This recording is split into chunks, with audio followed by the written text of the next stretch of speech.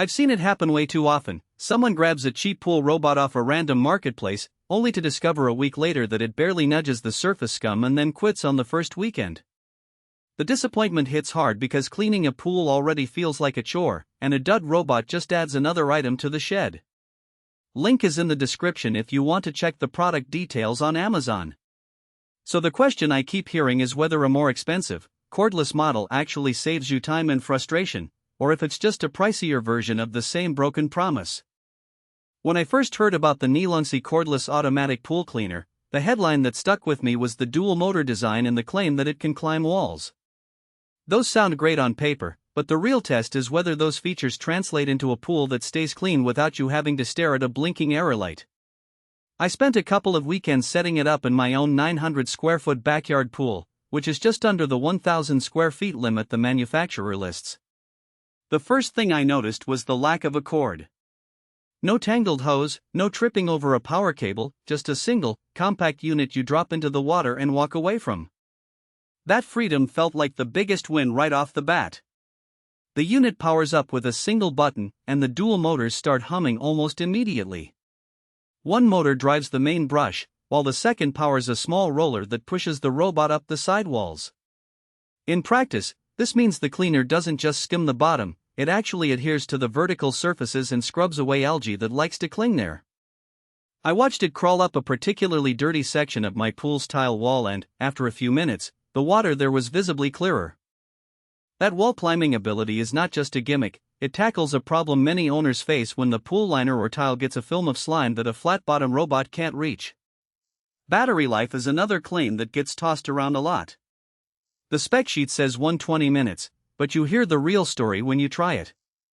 After a full charge, the robot ran for about an hour and 15 minutes before it started to lose suction power.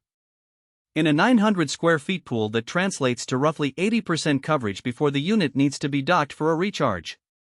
It's not an all-day marathon, but for most homeowners who clean once or twice a week, that window is more than enough. The charger that comes with the package is compact and plugs into any standard outlet, so topping it up is straightforward. Now, let's talk about the unmatched cleaning power tagline. In a side-by-side test with a budget robot I owned for 3 years, the Nilunsi cleared the water of fine debris noticeably faster. Small leaves, sand from the garden, and even the occasional hair from my dog were sucked up into the internal filter within the first 10 minutes. The larger particles settled at the bottom and the robot's brush rolled them into the collection bin. I emptied the bin after each run and found it held roughly twice the volume of the cheap model's bin, meaning fewer trips to the pump. That efficiency matters when you're juggling pool chemicals, a grill, and a weekend of family time. There are, however, a couple of trade-offs that you should know before you click Add to Cart. First, because the unit is cordless, the weight is concentrated in the battery pack. It's not heavy enough to be a safety hazard, but it does feel a bit top-heavy when you lift it out of the pool. If you have a deep plunge or a ladder that's hard to reach, you'll need a little extra care.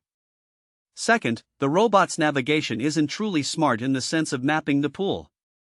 It follows a random pattern, which works fine for most rectangular pools, but if you have a lot of steps, waterfalls, or a uniquely shaped contour, you might notice a few blind spots.